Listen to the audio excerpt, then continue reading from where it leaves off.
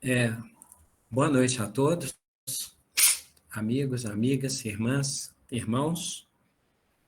Sempre reitero aquele mantra que, na verdade, vale como prece de conexão, de sintonia, de que Jesus nos orienta que quando conduzidos aos tribunais, às tribunas, aos púlpitos, nas assembleias, nós não nos preocupássemos com o que houvéssemos de falar.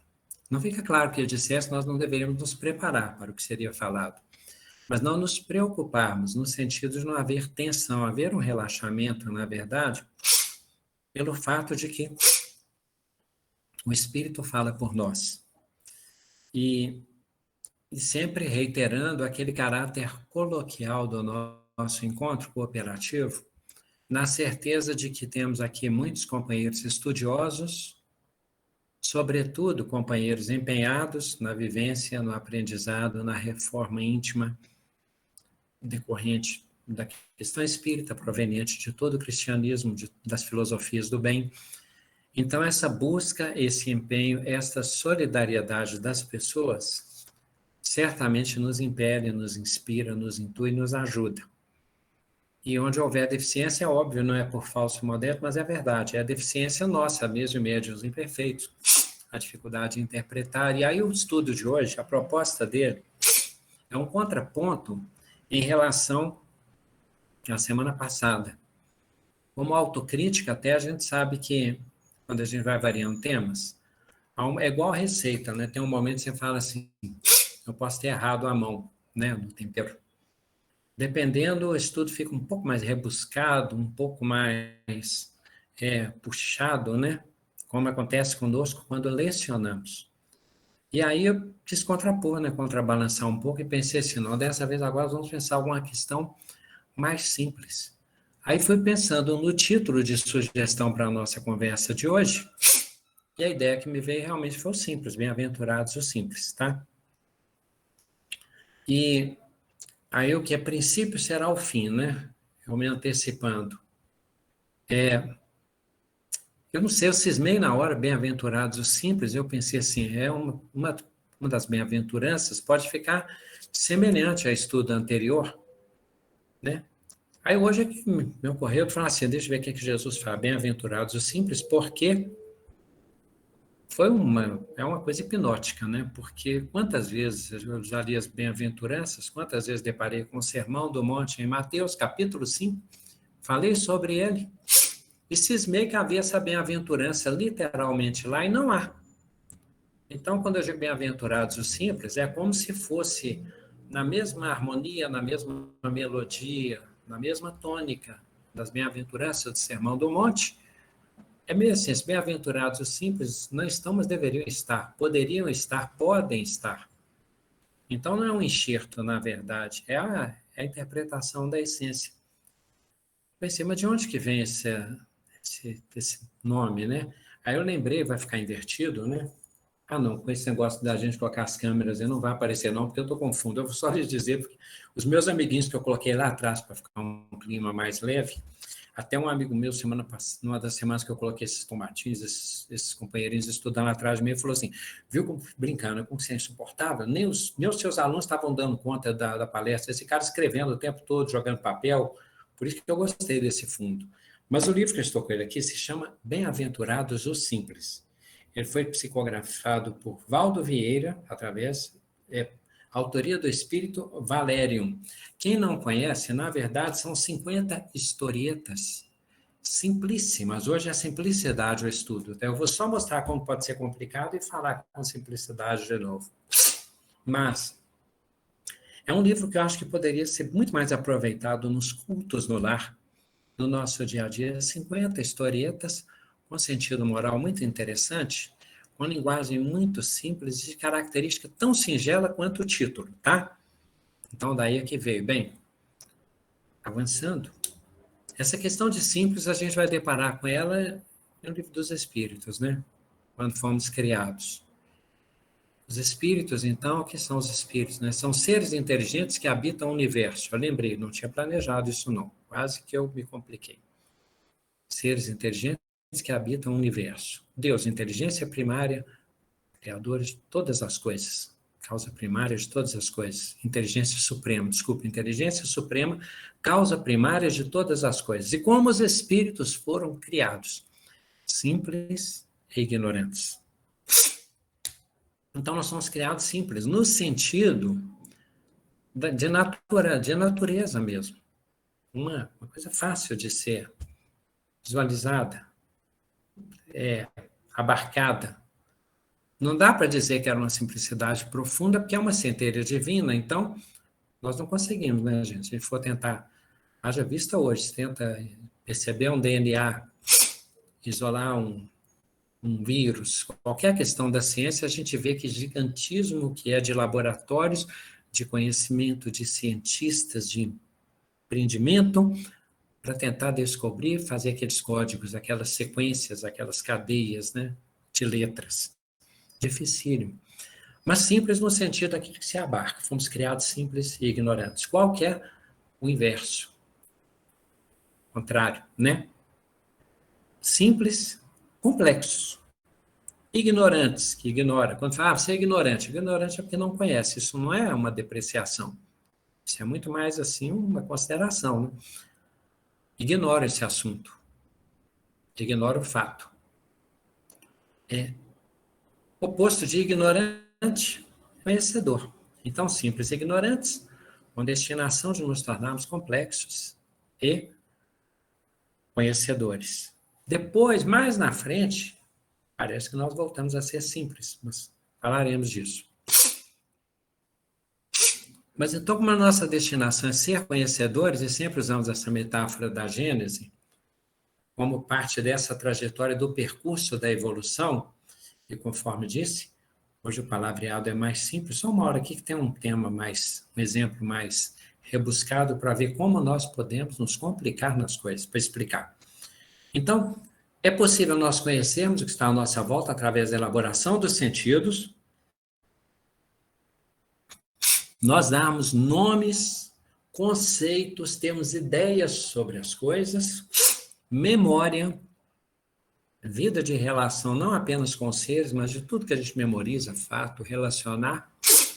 Então, nós temos essa coisa também de fazer analogias, fazer relações e chegar a deduções. Isso a nossa mente faz naturalmente, isso não é complicado, tá? Nós usamos um princípio de conhecimento de uma área em outra área.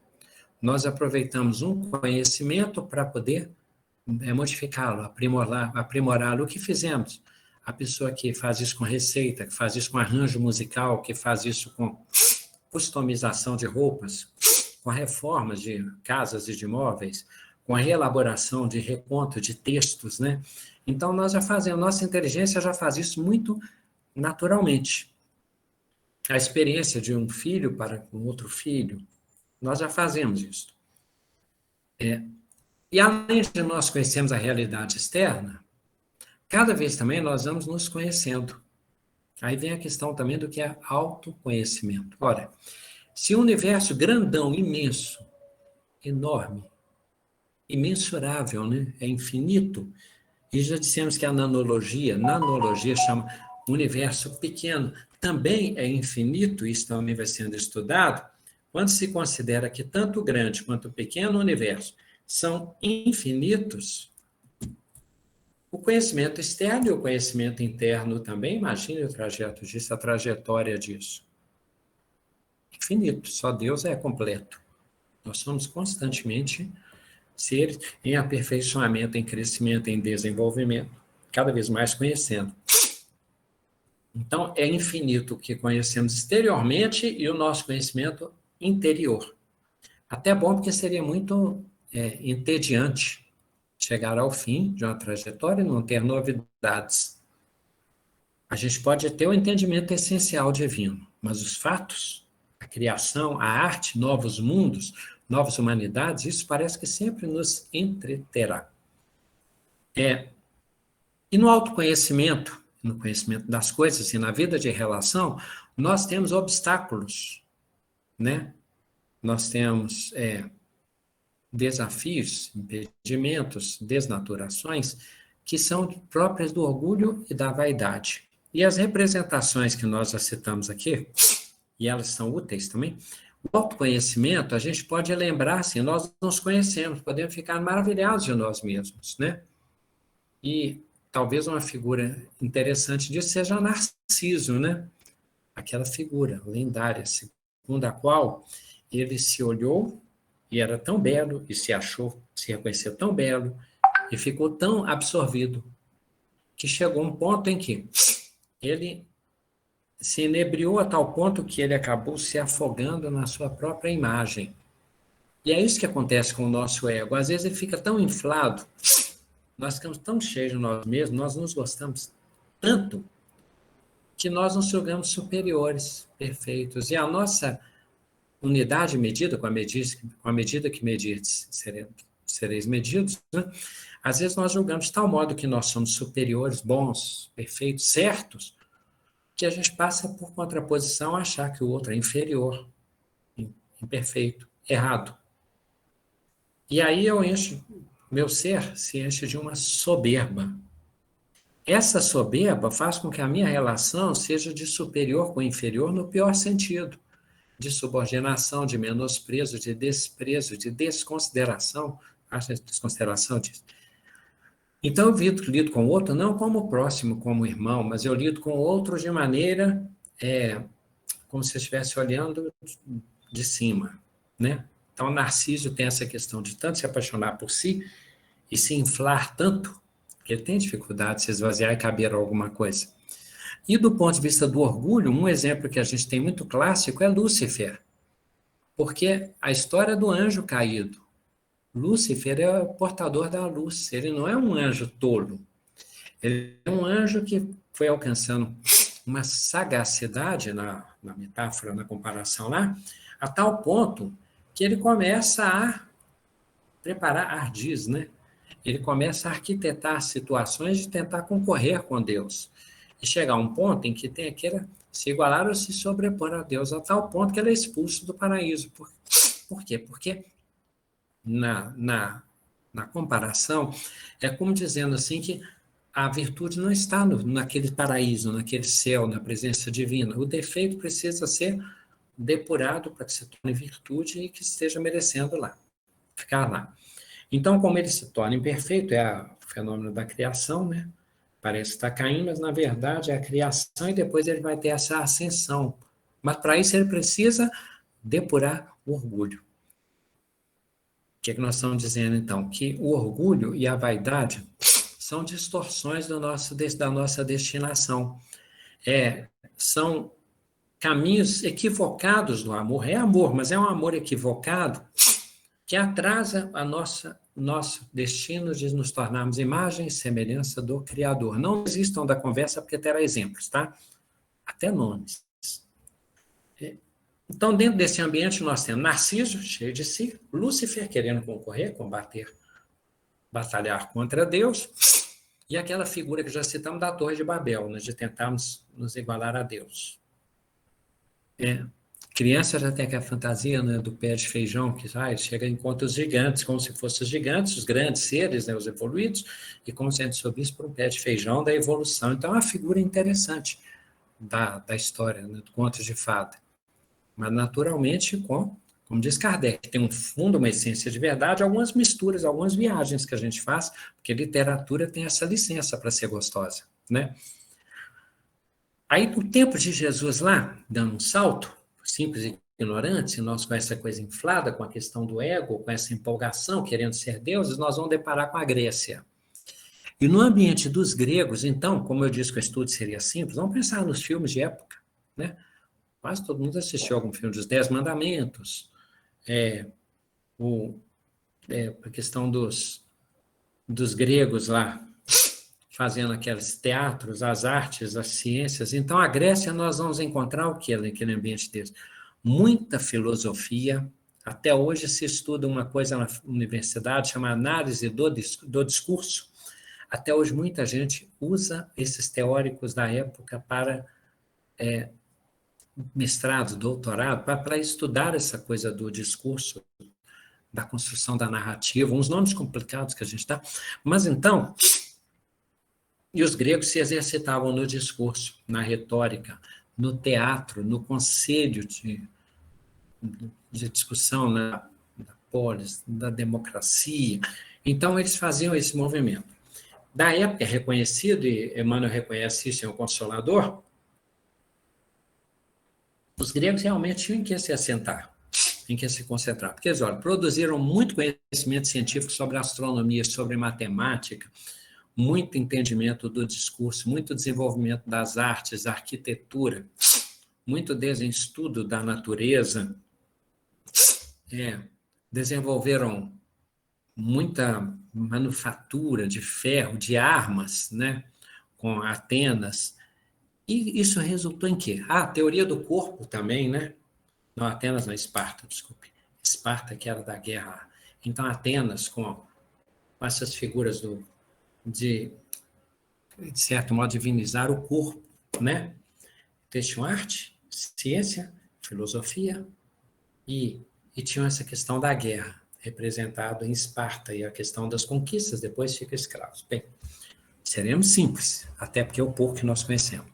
Na religião, o que resultou da questão da Grécia? Olha, se a pessoa estuda a natureza, sem reconhecer que é um único Deus, como os judeus, paralelamente lá, guardavam a lei e reconheciam, se inflaram o ego, se consideram poderosos, mesmo dividindo poder e discutindo, se concorriam no discurso, se analisava a sociedade, se consideravam deuses, e aí eles conceberam a ideia do politeísmo, que eram muitos deuses. Aí tinha Deus pessoal, Deus familiar, e é isso que Paulo de Tarso, quando vai parar quando ele vai parar na Grécia para poder pregar, né, na cidade de Atenas, quando ele leva isso, ele não é bem acolhido, porque as pessoas não entenderam a profundidade daquilo que ele intitulou Deus desconhecido, que era a síntese, o Deus único, um Deus verdadeiro.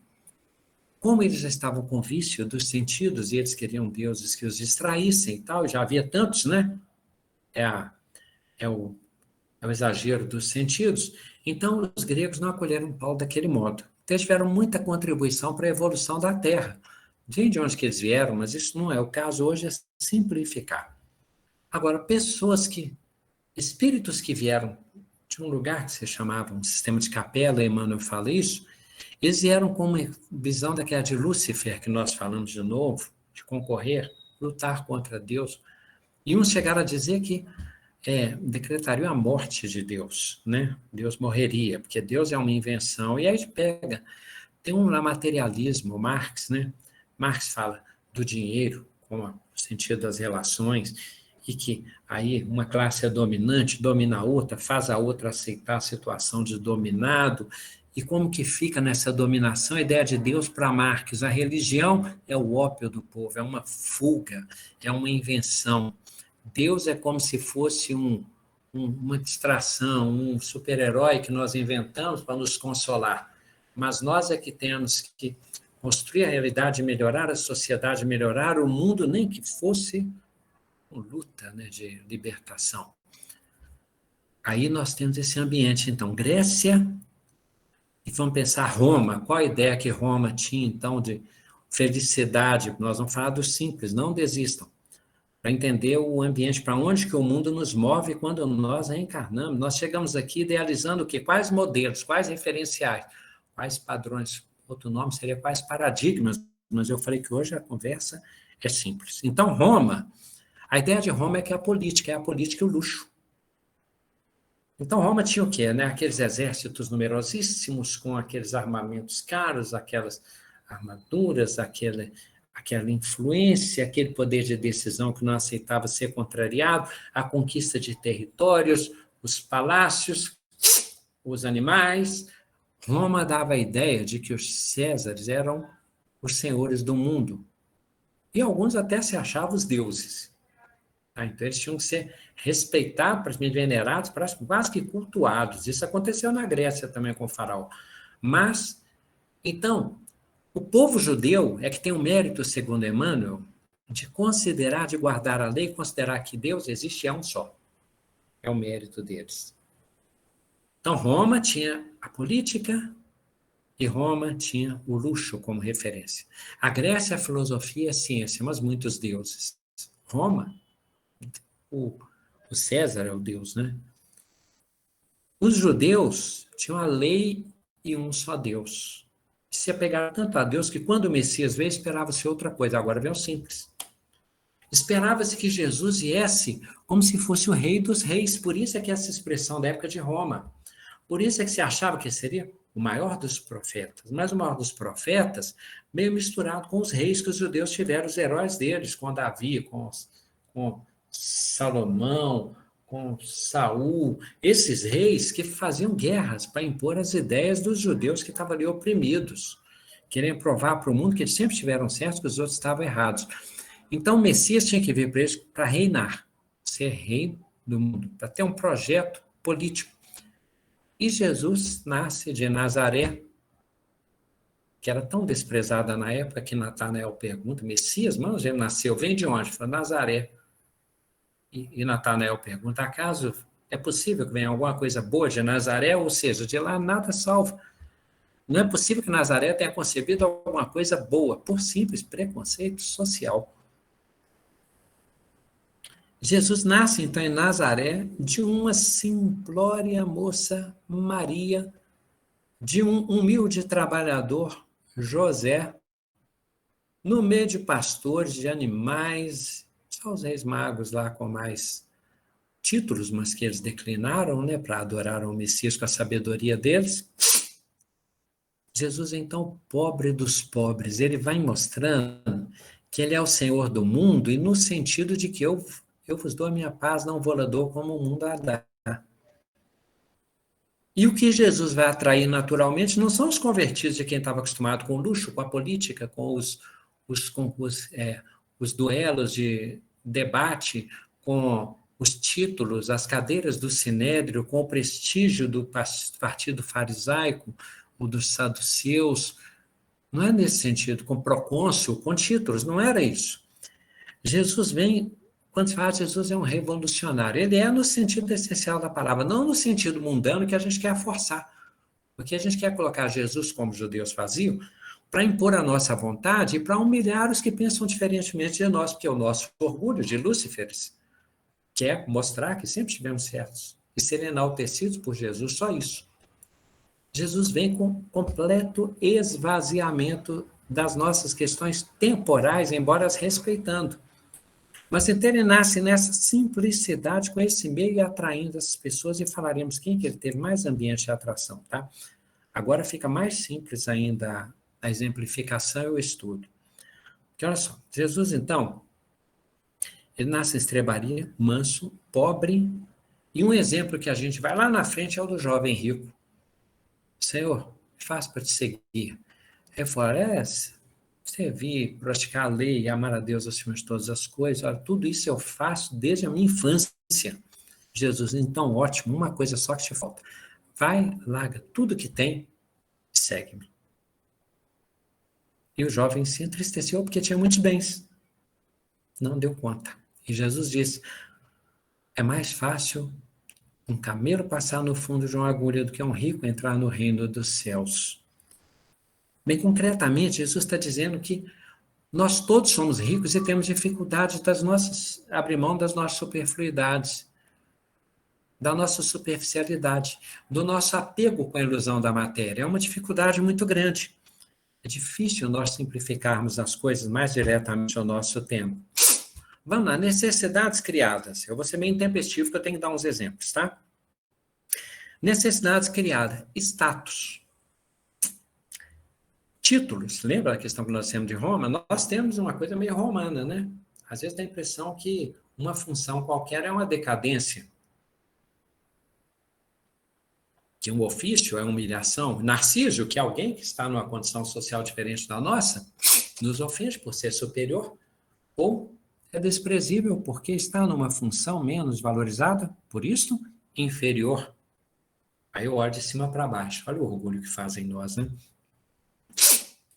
Nós chegamos ao extremo de considerar que uma marca, que é uma convenção, uma criação, aquilo que a gente falou da Grécia, das manufaturas, nos postos, nos conselhos, na escultura, na arquitetura. Com o tempo, nós começamos a achar, por exemplo, que uma marca de roupa, marca de bolsa, marca de sapato, marca de eletrodoméstico, marca de celular, nos dá um status diferente. E mais que isso, que nós precisamos daquilo para ser felizes. Eu sei que com esse negócio, gente, o nosso estudo aqui dá nome, cita, o pessoal vai, pelos exemplos, às vezes, localizar a época em que ele foi dito, né? Mas aí já fica meio, você vai ter 5G, eu tenho que saber se meu celular é compatível, quanto vai custar, mas está custando muito caro, o dólar está alto. Isso como se fosse uma grande perturbação, uma grande preocupação para o hoje, quando nós não sabemos o dia de amanhã. Louco, hoje ainda será pedido a sua alma. Nós não sabemos o dia de amanhã. E já estamos, às vezes, atribulados com isso. Acontece, né? Uma marca. Nossa ideia de conforto é tanta, mas tanta superfluidade, parecendo questão indispensável, que nós já não temos muita noção do que seja necessário. Por isso, nós ficamos aterrados, escandalizados, quando Paulo diz, tendo com o que me vestir e o que comer, eu me dou por satisfeito. E ele diz, sei viver na abundância e sei viver na escassez. Nisso é um forte. Francisco de Assis e o Chico Xavier são os simples. Bezerra de Menezes é um simples, mas vamos lá. É um simplificado Bezerra de Menezes, tá? Veremos. Nós achamos, às vezes, que distinção, forma de tratamento, maneira de ser tratado, maneira de ser recebido, maneira de se comunicarem conosco, maneira de pedir, maneira de reconhecer e agradecer que isso é status, que isso é importante, relevante, fundamental.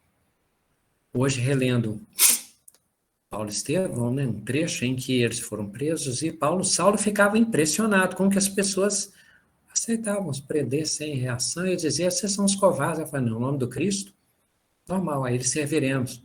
Outro diz assim, nós não somos superiores ao Cristo, é claro que nós seremos presos. Aliás, é até complicado, nós temos a honra de passar pelo mesmo suplício com ele, porque nós não somos dignos. Pedro. Quando Pedro já estava assim, né, já.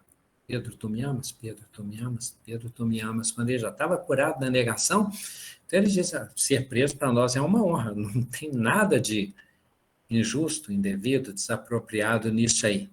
É o nosso selo de apostolado. Ser presos em nome do Cristo.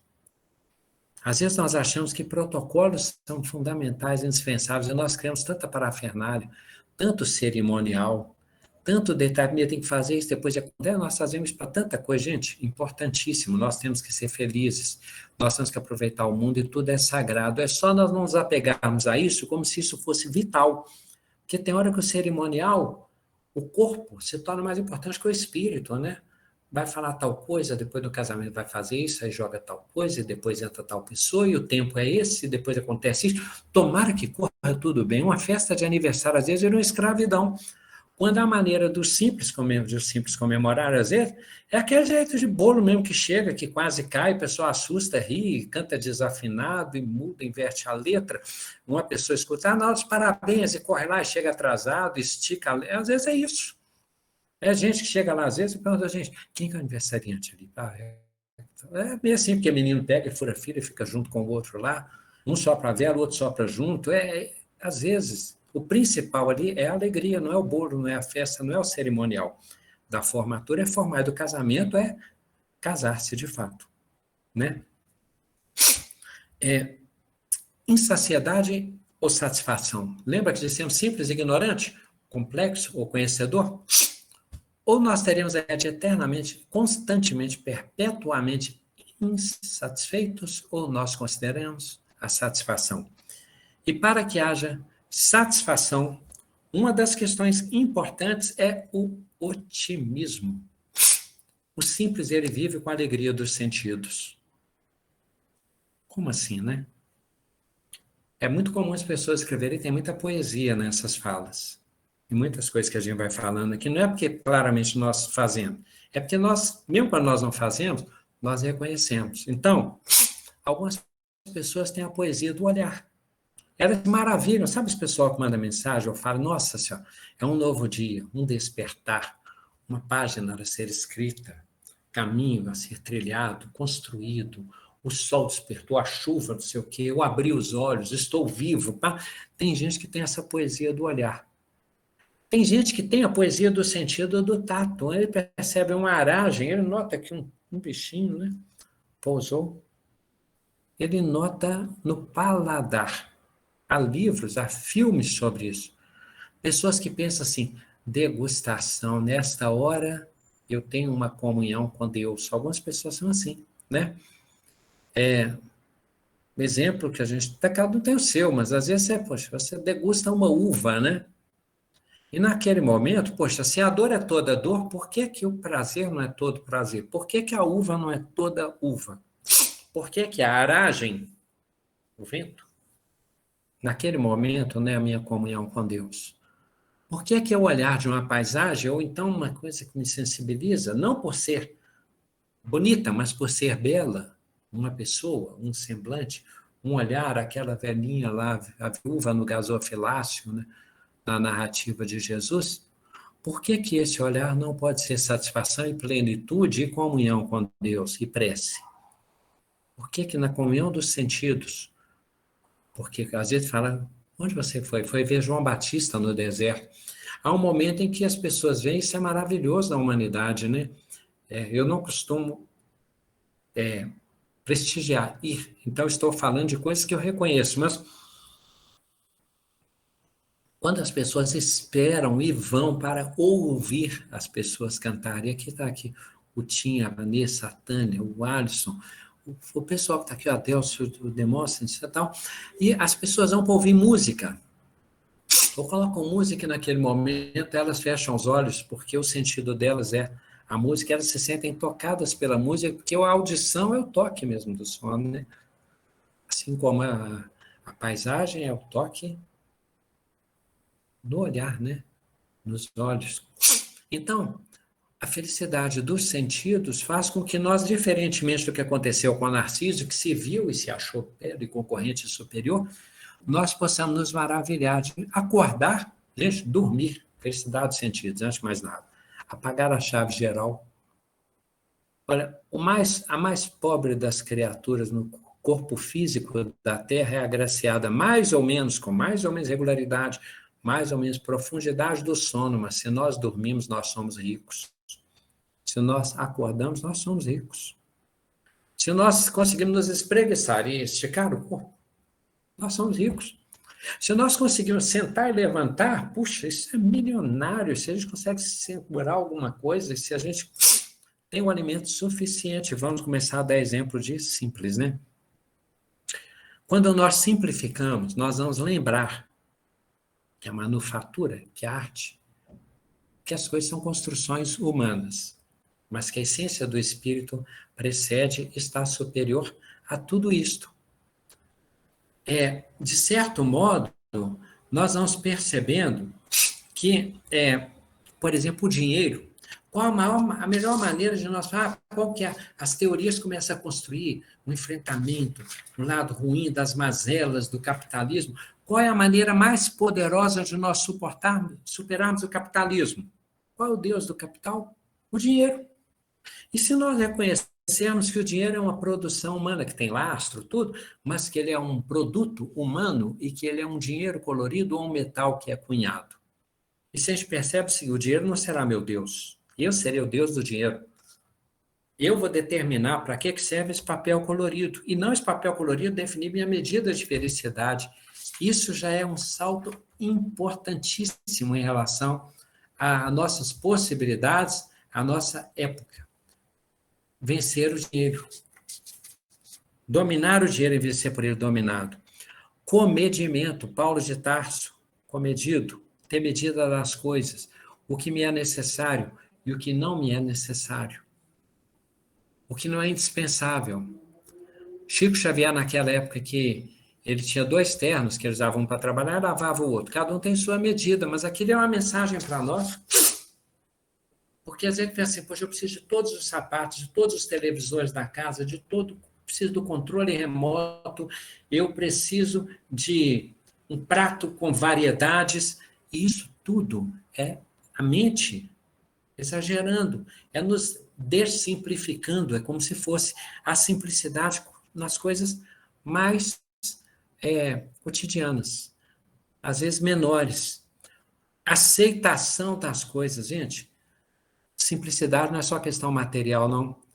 Vamos lá, não só as teorias, coisa que o pessoal fala, às vezes eu falo que não dá para entender, então tem alguma coisa errada. Um amigo meu uma vez estava defendendo uma tese de mestrado, vamos começar a contar exemplo nas fofocas, né? Exemplo, para dar tempo. Aí uma pessoa fez uma pergunta toda rebuscada para esse amigo meu, que eu sou fã dele, eu não vou falar nome não, eu não sou desse que fala o nome do Adelson não, é homônimo charado do nosso amigo aqui, tá? Esse Adelson, ele é um cara bom demais em física e não dá para falar o currículo dele aqui, gente, é uma coisa interessante. O cara realmente é um espírito muito afinado com essa área, com muita educação popular. E aí, na tese dele lá, uma pessoa perguntou assim, Adelson, bem se vê que você fez no início do seu trabalho um rebuscamento, onde as respostas não apareciam, e na trajetória do seu trabalho, lá na frente, você revelava as respostas. Foi um estilo de técnica, textos da Grécia que você fez, adiando, fazendo-nos esperar o enovelamento para chegar na resposta. Aí meu amigo Adelson lá mesmo falou assim, Noca, eu estou preocupado com o que você falou, viu? Então significa que o meu trabalho ficou ruim no início, eu vou ter que refazer, porque isso foi sem querer. Significa que eu coloquei as perguntas, mas não coloquei as respostas, eu depois tenho que corrigir isso aí. Pronto, simplificou. É porque você usou técnica da Grécia? Não é, porque eu errei mesmo. Adelson. Presidente do Uruguai, Mujica. Ele lá com a casinha simples incomodava, porque ele simplesinho, gente, não é partido, não é nada, interessa é o espírito, todos irmãos e todos contribuem conosco, e todos contribuímos uns com os outros. Esse Mujica, eu ficava impressionado, presidente do Uruguai, ele tinha o Fusquinha dele lá, tranquilo. Ele não abriu mão do Fusca, do lugar de morar e tudo, e o pessoal se incomodava, uma vez quiser leiloar o Fusca, porque ficou tão assim, o nome é icônico, tá? A palavra é complicada, tão representativo. Aí ele descobriu que era para ajudar, mas começaram a valorizar tanto o leilão do Fusquinha que ele desistiu. Eu falei, não, tá, é assim, tá, vai tocar a vaidade, vai mexer, não, ficar com Fusca mesmo e tá. Mujica. Eu tenho um amigo, desculpem, vai ficar gravado, gente, não é partido, não é preocupação, não é nada. Poxa, a gente não menta com essas coisas aqui, porque interessa é o espírito universal, e certo e errado é doença nossa, muitas vezes, nessas discussões. Muitas vezes. Mas só para explicar, porque uma coisa que o espírito nem sabe, a gente já pega e comenta aqui. Eu sou amigo do Patrus, que foi prefeito da cidade uma época, né? E uma vez eu estava indo para dar aula lá, encontrei o Patrus perto do Parque Municipal com uma pastinha. E foi legal, por quê? Porque uma semana antes ele era prefeito. Eu falei, ô Patrus, ô Glato, tudo bem? Lembrou de mim, achei interessante. Eu lembrar dele era normal. Eu falei, Patrus, o que você está fazendo aqui? Não, estava voltando da aula. Tal. Ah, voltou da aula? Eu voltei, eu era professor, fui prefeito. Terminou o mandato, aí eu voltei, peguei as aulas de novo. Aí eu achei interessante que ele estava a pé, né? Aí eu perguntei, patrão, mas você dá aula aqui perto? Ah, não, eu gosto de vir porque eu gosto de andar na cidade, gosto de olhar as paisagens, eu sempre gostei, né? Então, eu achei bacana, legal demais, a roupa com que ele estava, a pastinha comigo, o entendimento que ele teve de que ele fez um exercício, mas que depois, naturalmente, ele é muito católico, tá, gente? Mérito demais nessa essência do catolicismo, como de Gandhi, que era muçulmano, hindu e tudo, mas eu achei maravilhoso aquilo, eu fiz, que legal se um dia a gente deixar uma chefia, um posto, uma coisa, descer e ser natural, ser tranquilo, não se achar celebridade, bacana, né? Saber ganhar é tão bacana, saber simplificar é tão maravilhoso. Tem exemplo que é tão terráqueo que eu não vou falar não, tá? De verdade, vou só nos mais concretos. Na minha infância tinha um jogador do Atlético, meu pai na época ele nos associou num clube que era do Atlético, a Vila Olímpica. Um dia eu peguei o ônibus lá do Venda Nova e vi atrás, eu cutuquei meu irmão, mostrei para o outro, um jogador se chamava Alves. Eu falei, o Alves joga no Atlético, ele está aqui no ônibus, ele sentou no último banco e ficou lá, né? Eu falei, olha, forte, né? Ele é atleta, porque ele é jogador. A gente não conseguia parar de olhar para o Alves, não. Que para nós, que o vimos de longe, é uma idolatria, né? Mas o que eu achei espetacular foi a simplicidade dele entrar, sentar lá atrás, pagar passagem, estar no ônibus do Venda Nova. Aí eu guardei aquilo, eu falei, que bacana. Vale para o Patrus, vale para o Alves. Vale para o Papa, uma vez que ele saiu da comitiva dele, voltou ao hotel e foi pagar esse Papa atual, tá? Eu gosto muito dele, gosto muito de João Paulo II. Os dois. Aí esse Papa Francisco, ele voltou para pagar as despesas dele. Não, mas não, de jeito nenhum, uma honra você estar aqui. Ele falou, não, eu fui um hóspede. Não, mas eu falei, não, eu tenho minha renda, eu vou pagar da minha renda, tranquilo. E ele se sentiu honrado em pagar o custeio da hospedagem dele. E não foi porque ele alardeou isso, é porque não se pode esconder uma cidade situada no alto dos montes. É tão legal, né, gente? Depois a gente vai, Jesus lavou os pés dos discípulos, mas e os discípulos? E os que se esforçam, os que estão fazendo isso hoje de alguma maneira, e que são citados aqui, porque sem saberem, eles espargiram, lançaram uma semente que agora merece ser destacada. Bezerra de Menezes, ele era médico de todos, depois falou, não, vou ser médico dos pobres, porque ele chegou à conclusão que os ricos poderiam ter os melhores médicos, mas os pobres não tinham essa condição. Então ele começa a exercer a medicina cada vez mais com os mais necessitados, com os lugares mais difíceis de acessar. Bezerra de Menezes. O pai que eu já falei aqui sobre ele, eu não tenho nem a desculpa de falar no plano espiritual, gente, de dizer assim, mas esse sofisma eu não tenho minha defesa. Eu vivi com gente muito difícil, é porque meu pai, minha mãe, minha esposa, só gente bacana. E, francamente, gente, o Consolador, né, aqui, os companheiros, precursor, é só gente legal, então não sei, eu não chego lá sem desculpa. Se eu for descer para um umbral, já falei, não preciso falar nada, já estou descendo. Meu pai, a alegria dele consistia em quê? Ver televisão, colecionar figurinha, comer pastel, jogar dama. Acabou. Não precisava mais do que isso, não. A simplicidade dele era muito interessante, e a alegria dele era todos os dias, mas todos os dias, é todos os dias mesmo. Não estou falando por falar. É por ser meu pai, não é por isso. É como falamos, nós temos espíritos que a gente vai percebendo que são felizes. Nós vamos dizer por que isso é importante, que síntese é essa. Buda com a compaixão minha esposa, é bom que ela não está na sala, eu posso dar um exemplo para você. Teve um Natal que a gente achou que a sobrinha não sobreviveria, não viria ao mundo viva, era o parto. E a menina nasceria como nasceu na véspera de Natal, 24 para 25, com a receio de, que era uma gravidez de risco, né? Aí não teve preparação de festa. Mas quando a menina nasceu, chegamos eu e a esposa lá à casa da minha sogra, né? Aí ela falou assim, nossa, que alívio, agora até lembrei que eu estou com fome. Agora sim. Virou para a mãe dela e falou assim, mãe, vou jantar aqui mesmo, tá? A mãe dela encostou na parede, desesperada, ficou pálida, né? Aí ele percebeu assim, minha mãe não fez jantar. A situação era essa. Eu lembro claramente que minha esposa virou e falou assim, mãe, não preocupa. Só sabe que eu gosto de... Tem fubá? Tem. Só sabe o tanto que eu gosto de angu. Gente, eu vi esse espírito fazer um angu e comer com uma alegria, porque a sobrinha tinha chegado. Foi muito, muito, muito. Eu não sei se o mais marcante dos natais. Talvez sim. Fiquei marcado de como que aquele espírito comeu angu meia-noite, no Natal, agradecendo a Deus pela sobrinha. E fiquei pensando nos nossos artifícios, às vezes, nossa escravização de evento, de cruzeiro. Gente, faz parte, é alegria, é justo, é legal, é ideal, empenhemos-nos em tudo, porque temos que ser alegres, felizes, mas não achemos que tudo seja necessário, porque às vezes basta um angu. Eu lembrei que na minha infância, eu não entendia por que minha mãe às vezes enchia um tanque, eu era pequenininho, eu e meus dois irmãos, no tanque brincando de piscina. Eles não tinha clube. Ou então tomando água de bacia sem entender, que é porque ela tinha que esquentar a água, porque aquelas coisas que você sabe de... Mas a bacia, o tanque, tudo era lúdico. Então, com meu pai, com a minha mãe, figurinha, tudo era muito simples e foi muito bonito. A brincadeira do ser humano, o brinquedo do ser humano, inventar brinquedinho com caixinha, quem não teve isto? Isso é simplicidade, isso é alegria, isso é louvor a Deus. Bem exemplos agora, vamos lá.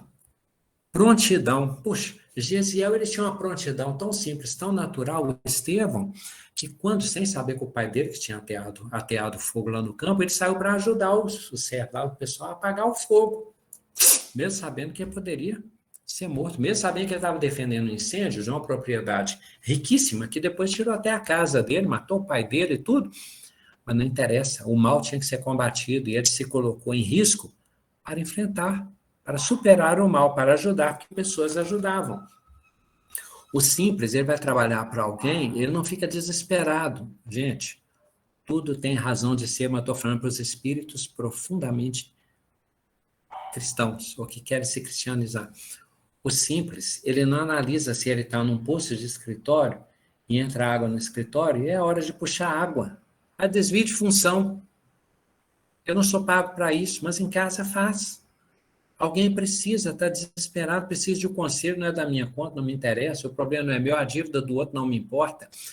O simples, ele tem prontidão. O simples simplifica. O simples não discute relação de um jeito. Às vezes, quando nós vamos discutir relação, eu acho que o nosso espírito guardião treme, porque a gente sai tão pior do que entrou, a gente começa a colocar tanta exigência, tanto defeito, tanto olhar negativo, quando os nossos olhos devem ser puros, para que nós percebamos Deus nas coisas e nas circunstâncias e nas situações. Um filme, nós falamos do livro, Bem-aventurados os Simples, um filme, A Vida é Bela, né? É meio romanceado, campos de concentração e etc. Mas por que aquele filme ficou um lado consagrado? A gente tem que ver aquele filme com simplicidade, não é interpretando muito intelectualmente, não.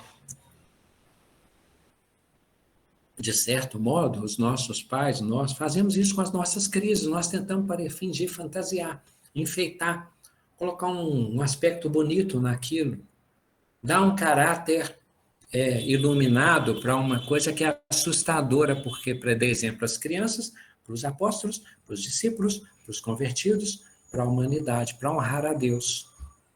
O simples, então, faz isso, com aperto. Ele ri dos erros. Ele se conforma com as dificuldades. Ah, mas isso é comodismo. O estudo hoje não é complicado. Dá para falar sobre crítica social, tantas coisas. Estou falando de cristão intencional com cristãos que têm intenção do cristianismo. O que estou dizendo é que o cristão simplifica. O cristão espera, ele crê, ele sofre. O cristão se alegra.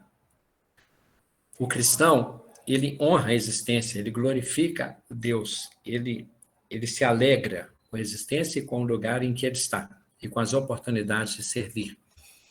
Quando Gamaliel foi visitar o albergue de Pedro e encontrou a Samônio, que tinha contraído a lepra e que foi abandonado por filhos, foi expropriado pela família, foi largado no leprosário e foi acolhido pelos cristãos, Gamaliel e Samônio diz assim, Jesus é o Messias.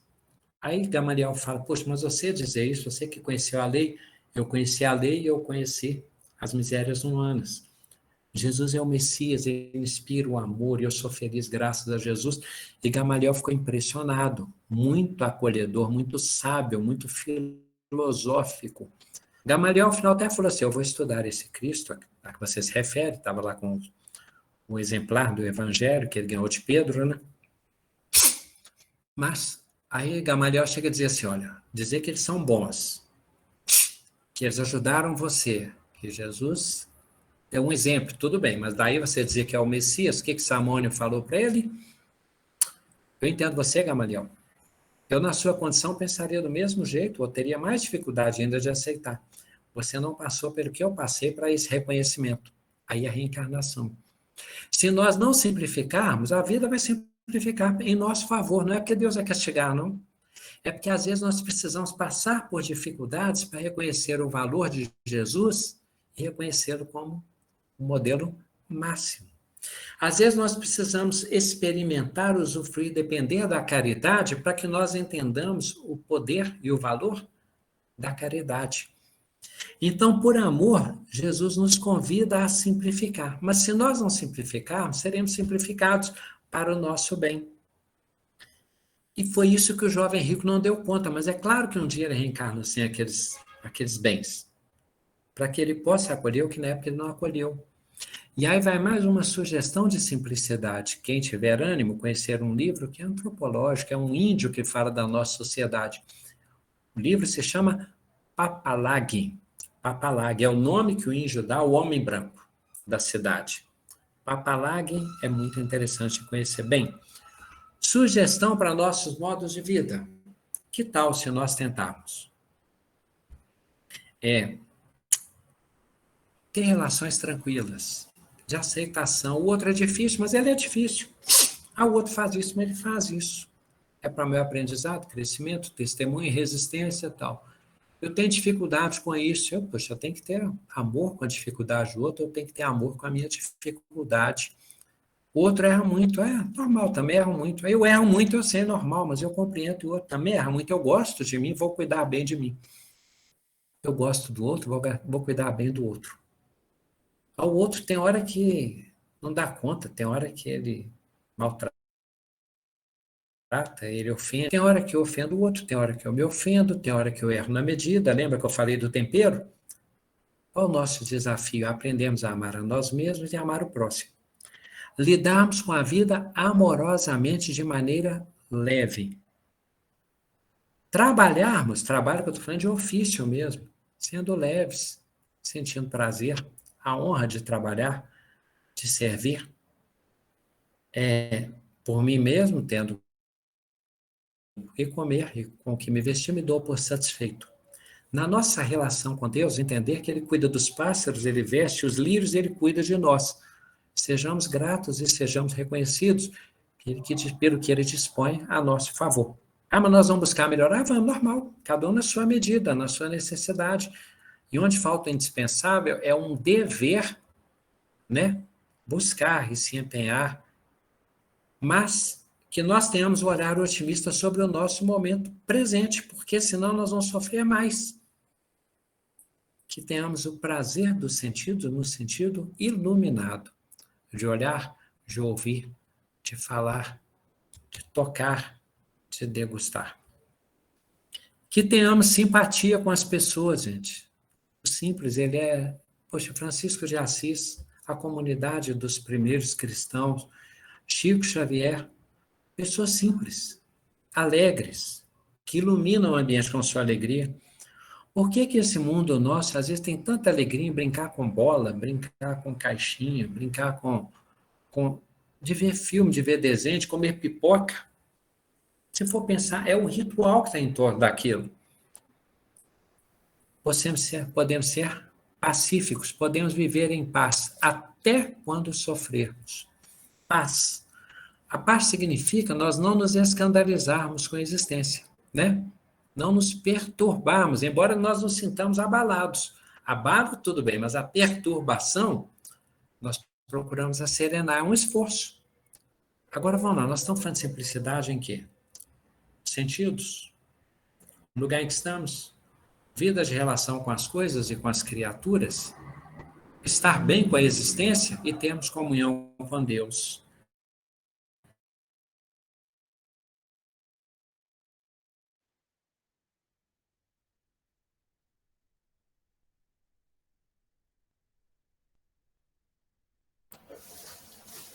Caiu, pessoal. Você sonhou? Caiu. Eu também caiu. Antes do Gás finalizar, ele vai voltar. Eu peço que quem for sair antes da oração, saia em silêncio, tá? Porque às vezes o pessoal acha que a fala do Gás acabou e vai todo mundo despedindo, tá bom? Mas ele vai voltar, tá? Tá bom. Obrigada. Bom, se ele voltar...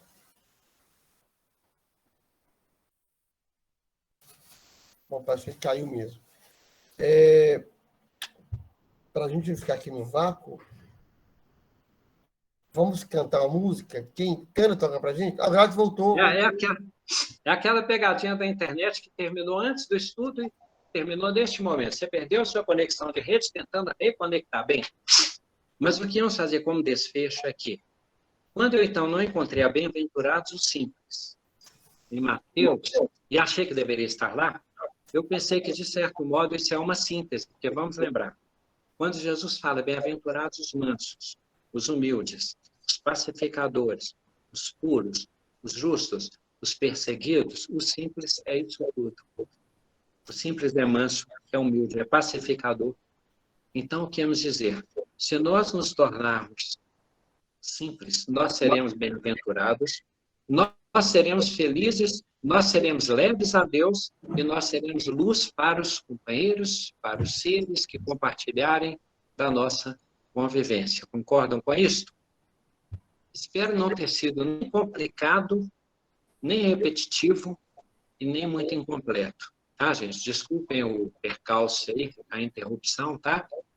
Mas tomara que nisso aí haja exemplos. Eu acho que cada um, enquanto eu fui exemplificando com coisa do cotidiano, cada um teve os seus exemplos, então, que nós consigamos escrever mais páginas de luz simples no dia a dia, tá? Abraço a todos. Usei o celular, tirei o Wi-Fi, igual a gente vai aprendendo. Está bem, gente? Ótimo, Gladys. Boa noite. Obrigado, Gladys. Muito obrigado, Gladys. Que aula, viu? Obrigada a todos. Obrigada. Foi simples. Boa noite a todos.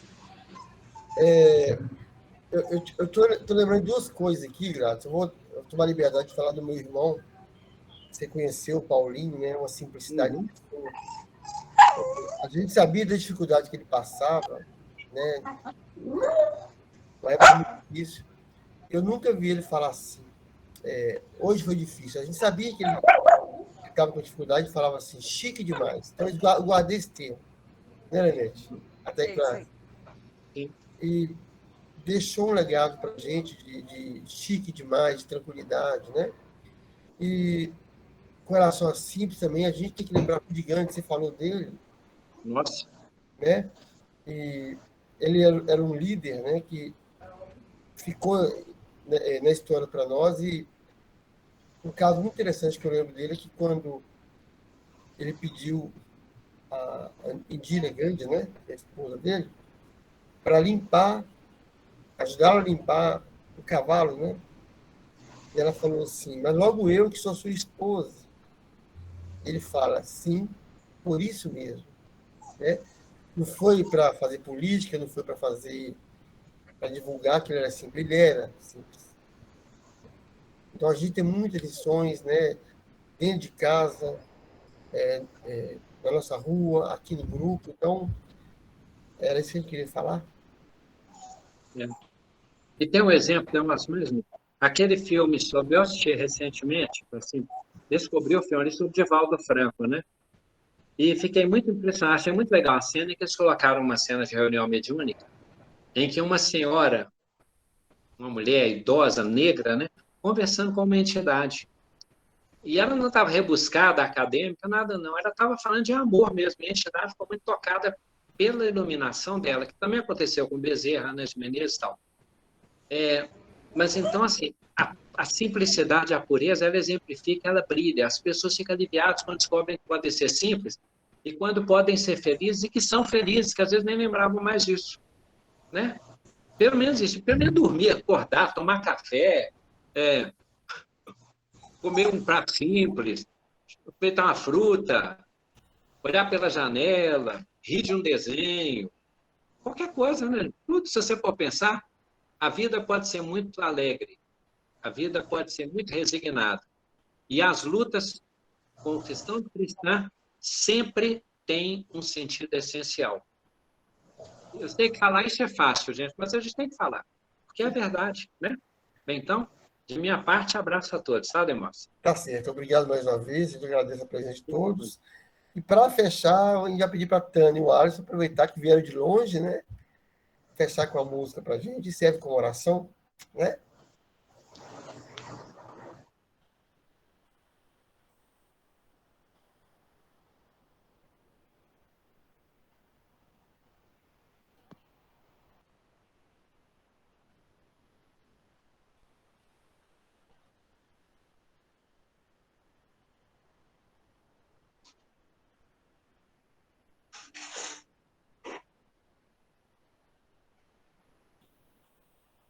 Não tá. Está sem som. A Tânia está sem som. Eu tô dizendo, coloco na caixa de som aqui para todo mundo ouvir, né? Os desencarnados que estão por aqui, a vizinhança, aí fica a fala de Gladys aqui na caixa de som e o Alisson vai lá para a sala, deita na rede e fica com o violão lá, escutando e tocando. Vamos lá. Pensa num tema difícil de fazer uma música, simplicidade, Não. é difícil ser simples. Ô, Adson, antes só um detalhe, Adson, Tânia. Eu achei interessante quando falaram assim que a música Zaqueus não conhece ainda não, né? Eu não conheço a música Zaqueus até hoje. Achei, aí o time foi cantando, eu vi que o Alisson ficou meio assim, meio assim. Ah, tá, estou entendendo. As harmonias, eu estava entendendo. É um absurdo. Ele vai entendendo assim, sabe, meu? Eu tenho anos e anos, até hoje eu não conheço nem o título direito a dizer, mas tudo bem, pode continuar, Eduardo. Boa sorte. Eu tava falando sobre a música, quando o Tim tava tocando, eu disse, rapaz, se a gente não soubesse quem era ou de onde era, a gente ia dizer, é música mineira. Não, mas é porque o dedilhado, vocês têm uma essência no tocar o violão, na maneira de cantar e tudo, que a gente observa assim, Minas. Porque é muito peculiar de vocês, assim, é muito particular, muito legal isso.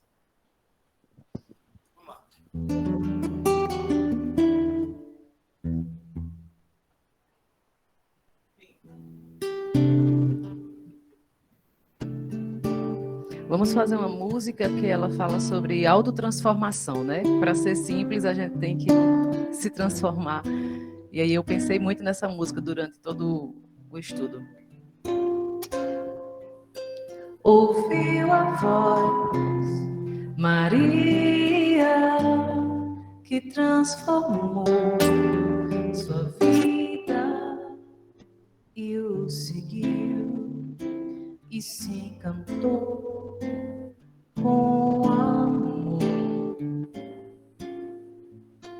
Tudo mudou quando ela se transformou e conheceu assim o verdadeiro amor, o amor que vem de Deus. Deixou para trás a beleza que atrai, o poder que seduz ao encontrar a luz. Pelo Senhor, tudo abandonou, tua sede do puro amor. Saciou-se na paz junto ao seu Salvador. Madalena mudou. E você o que faz para se transformar também? Se almeja o amor, se não pratica o mal, mas se não faz o bem, como pode chegar essa luz encontrar e se modificar dentro do coração, cultivando o perdão para evoluir e encontrar a luz. Madalena sofreu, porém quando entendeu o verdadeiro amor que só vem do Senhor Jesus, a verdadeira luz foi quem a libertou.